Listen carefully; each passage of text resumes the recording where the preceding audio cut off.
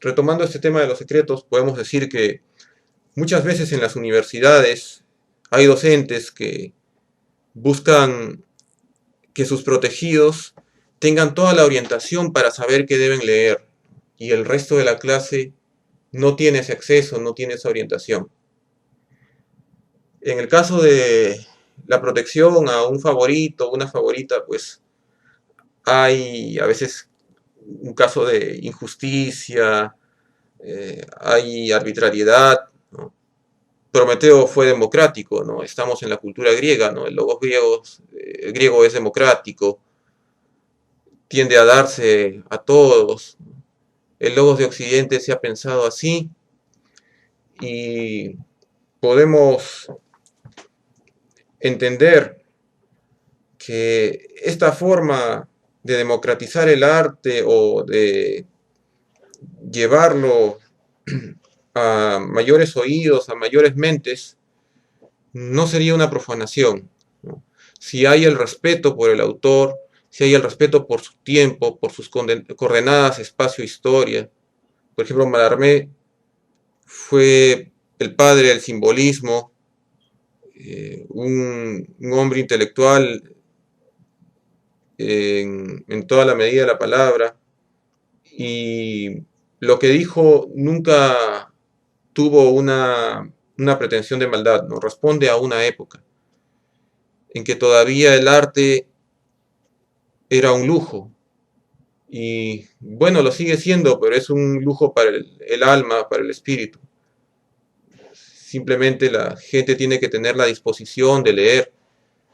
Yo creo que los oyentes que son padres de familia y quieren que sus hijos lean, no deben sacarles en cara por qué tú no lees, por qué paras jugando con el Wii, con el PlayStation y nunca lees ni siquiera los cuentos que te regaló tu tía Susana, tu tía Berta, etcétera, ¿no? Deben decirle, en este cuento encontrarás tales sorpresas, ¿no? A mí me fascinó este libro porque cuando tenía tu edad yo me enteré que en Platero y yo un hombre paseaba con un burro por toda Andalucía y este burrito era muy sensible, era un personaje muy tierno.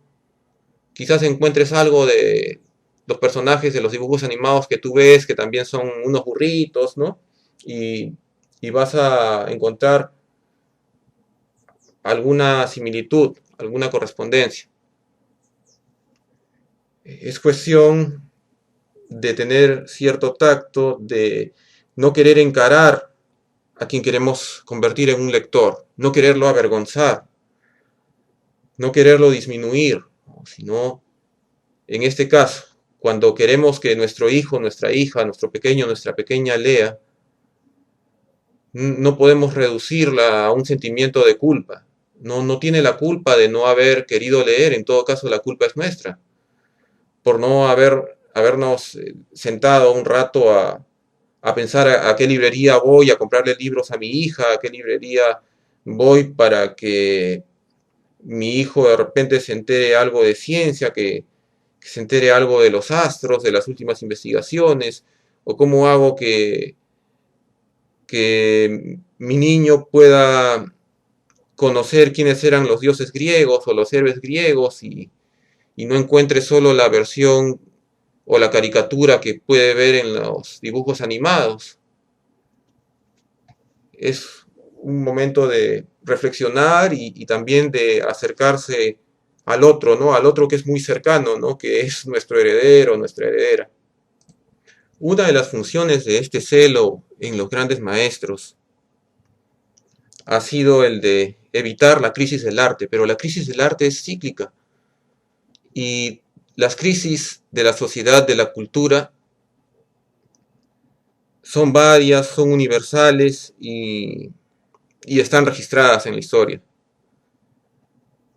Ahora, si recordamos al poeta Quinto Horacio Flaco, de su ars poética, arte poética, él habló del tiempo de Roma, de la Roma clásica imperial, donde surgían también poetas de poca monta, ¿no? Los que podemos llamar el ripio de nuestras sociedades actuales, los llenadores de página. Existían esos poemas que no sabían combinar, como él decía, los colores, las voces, que a todo le daban la misma naturaleza. Entonces, en esa indiferenciación de la masa de sus ideas, se notaba un sin ton ni son que aburría, que exasperaba al lector. Y él quería evitar esa tendencia, diciendo, ni los dioses, ni los hombres, ni los animales, ni las piedras soportan a los poetas medianos.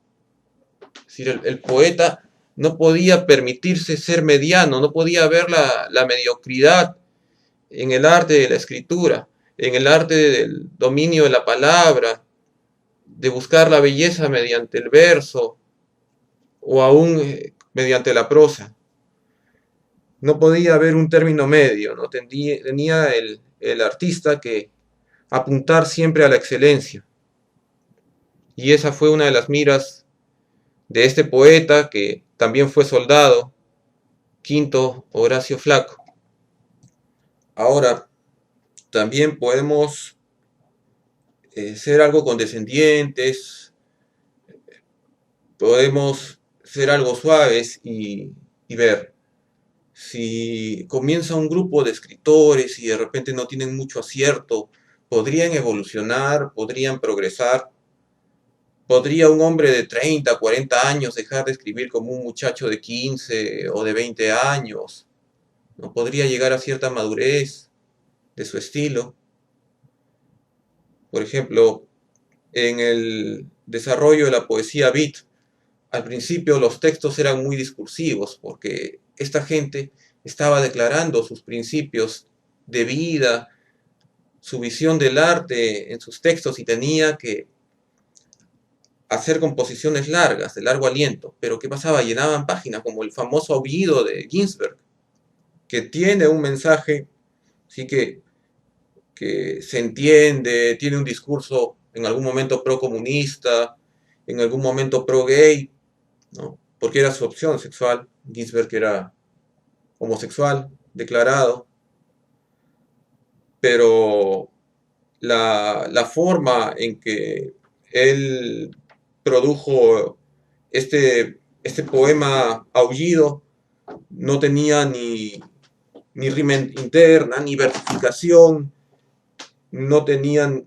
ni figuras de la expresión que pudieran soportar a las figuras de contenido, que de hecho sí las ha tenido.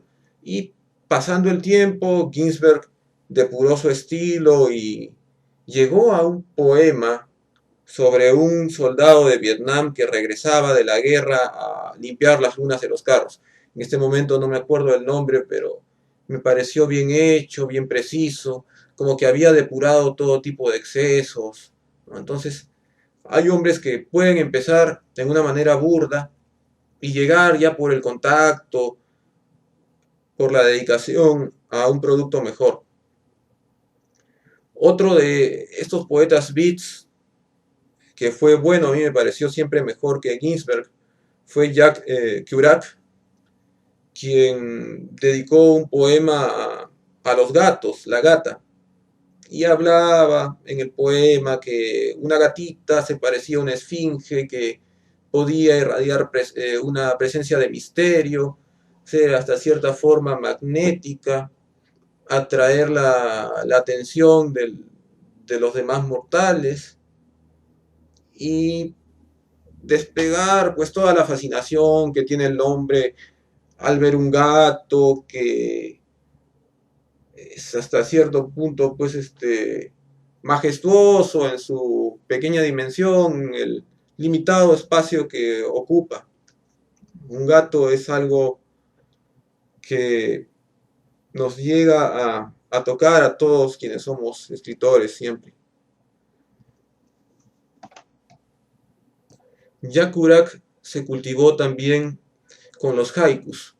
Llegó a tener haikus bien acertados, muy buenos, muy balanceados, perfectos, diría yo. Jacques Kerouac. Entonces, hay un momento en que el artista evoluciona, se depura a sí mismo, cambia, se dirige, tiene una meta, un objetivo claro. No, no todos están condenados a quedar en un periodo de experimentación, en un periodo de tentativa.